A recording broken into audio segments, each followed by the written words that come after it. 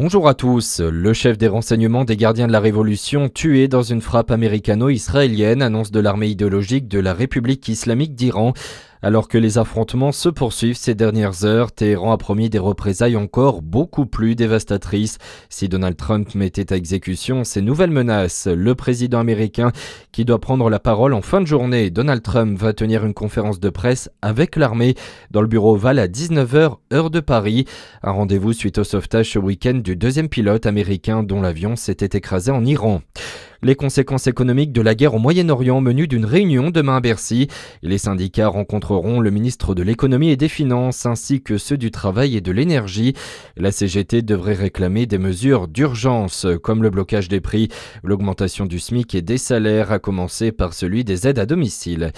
Minelli, de nouveau placé en redressement judiciaire, 2 ans et demi après une procédure identique qui avait amené à la reprise de la marque de chaussures. Elle a perdu près de 4 millions d'euros lors de son dernier exercice publié. Une dizaine de boutiques reprises sont déficitaires. L'entreprise est désormais en cessation de paiement.